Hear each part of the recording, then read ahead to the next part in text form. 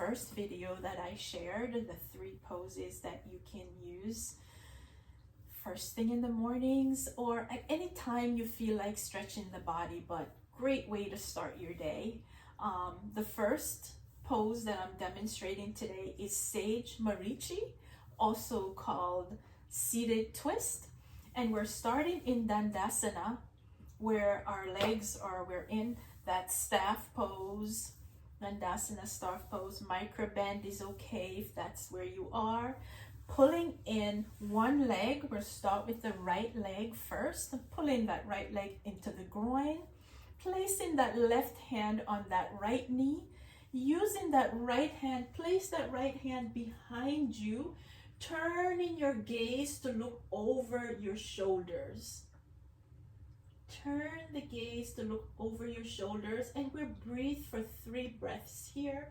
On each exhale, try to twist a little deeper if it's available to you. If it's not, that's perfectly fine as well. And release that, slowly coming back down, extending that right foot to join the other foot. This pose, Sage Marichi, stretches your shoulders, it stretches your spine, it relieves mild back pains as well, and it relieves any type of tightness that's in your hip area, and it also helps to stimulate your brain. So that's Sage Marichi, or also called seated twist. On the opposite side, pulling in that left leg up to the groin, putting that right hand over that left leg, turning with that left hand behind you, directly behind you. Turn your gaze to look over that right shoulder.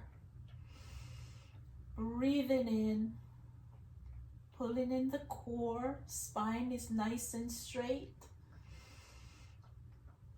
Massaging some of the abdominal organs here with this twist.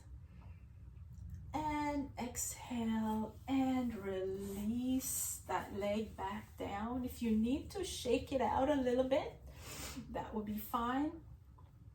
Our next pose is bound ankle pose, or Konasana. And so we're here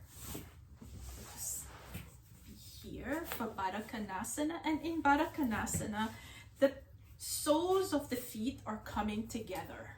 So the soles of the feet are coming together. If you find that this is too much of a hip opener, which this pose is, you're welcome to place 2 blocks here to just support your inner groin. And I want you to just grab onto the tops of the feet with both hands and pull yourself in. Just pull yourself in.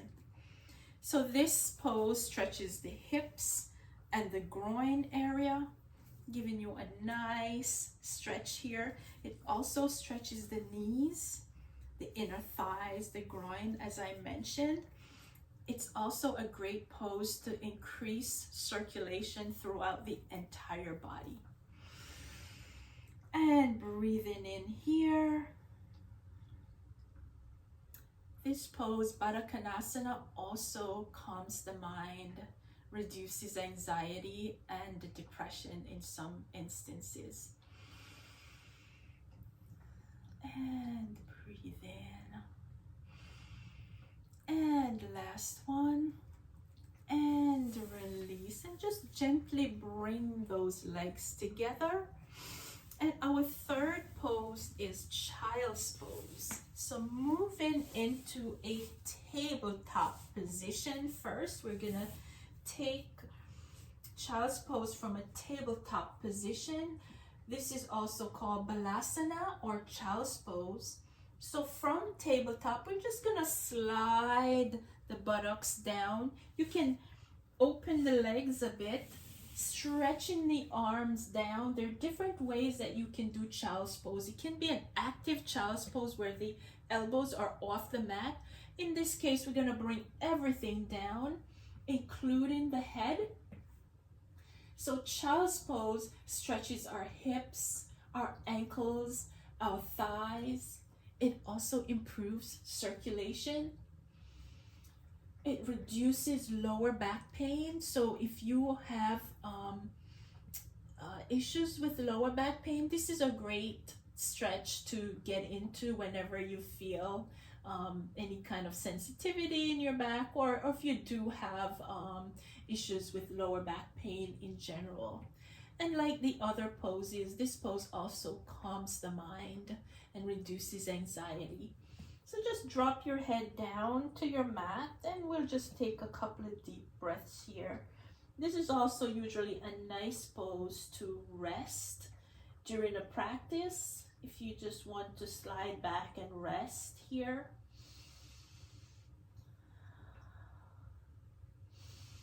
And on an inhale, just bring it all the way back up very slowly. And I hope you enjoyed these poses. Thank you.